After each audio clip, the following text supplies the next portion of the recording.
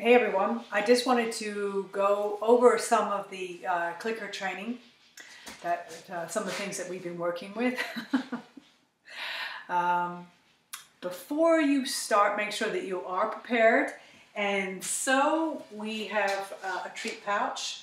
This was one that somebody made for me. It's actually rather on the big side, but I work with a lot of dogs, so I have a lot of treats that I put in here. The treats that I'm using for right now, just for today, happen to be these hot dogs. And I cut them up into that kind of size like that. You can sometimes cut them into halves or quarters. Just break them up with your hands if you want, depending on how much work you're doing with your dogs. And the clicker I'm using is this one here. I like these ones just because they fit into my hand very nicely in the palm. And then I click with my middle finger, and the forefinger and the thumb are able to reach in and get the treats out of my pouch. One thing that's very important, I feel, when you're working with your dogs is to make sure that your pouch is behind you. We don't want the dog to see you fumbling around in pockets or carrying plastic bags that make sounds. The dog wants to be able to just see you like this. Your body language is important, and so if you're constantly doing this, ends up becoming the signal.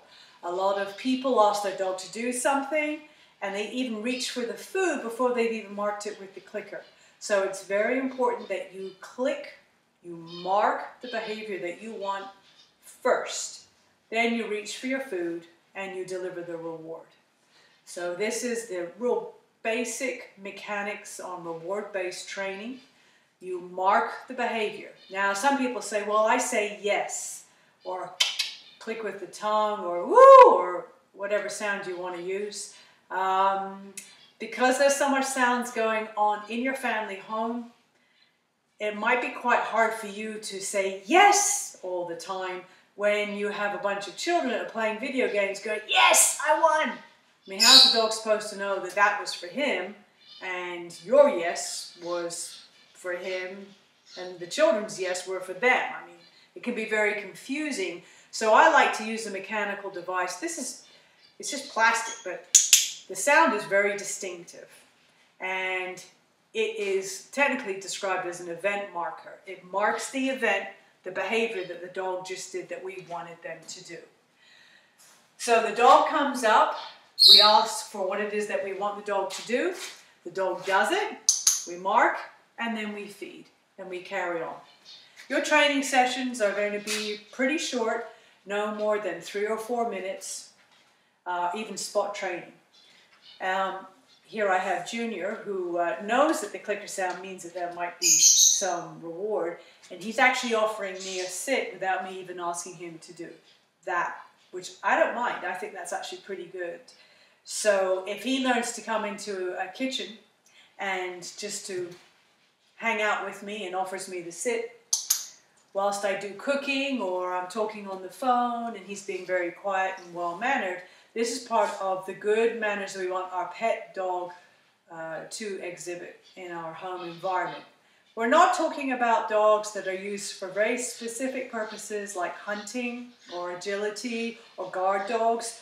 We're talking about how to get good home manners for our pet dogs that are our family dogs. Isn't that right? Is that right, Junior? Junior's going to be 12 next month. We're in November right now. It's cold here. But Junior likes it when it's this cold. Good boy. So I mark his good behavior, and I reward him with a hot dog. And that's it. So I don't have to push him down into a sit. I don't have to jerk on a chain or anything like that. This is just shaping a behavior without me even touching him. So because he knows already the principles behind clicker training, which is that if he offers a behavior that he thinks that I want from him based upon his previous history with me, he'll offer me the behavior, I'll mark it, and he gets the reward. So therefore he goes, oh, that's what you wanted. You really did want me to sit. Okay, I'll do that. Say, for example, he barks continuously all the time, and I don't want that behavior. because I already have a relationship with him and he is my dog, he knows that I don't want that behavior because he never gets a hot dog for it. However, he will get a hot dog for this. Good boy.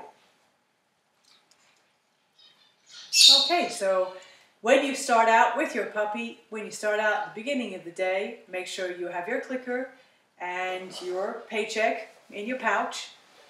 And even if it's just moving around the house, there's nothing wrong with just wearing it. And as you're doing your business about the day in your home, in your kitchen, and your dog offers you a particular behavior that you like, go ahead and mark and feed.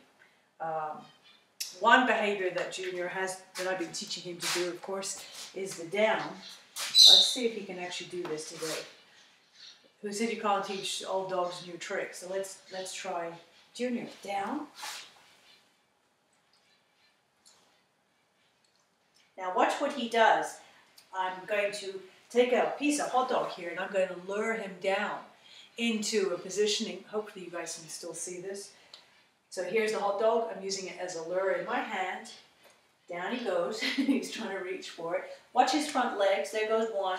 Down. There he goes. That's it. Hopefully that wasn't off screen. That might be off screen.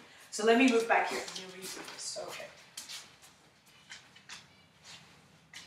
So here's the hot dog. I'm going to use it as a lure. Let's turn him around to face you guys first. There we go. Good boy. And down. So there he broke it, and he went into it as he broke his sit. So let's try down. There he goes. Easy. And that's it. That's shaping. I lured him into the shape that I wanted, which is a down, and that's shaping. So I don't actually have to touch him in any way.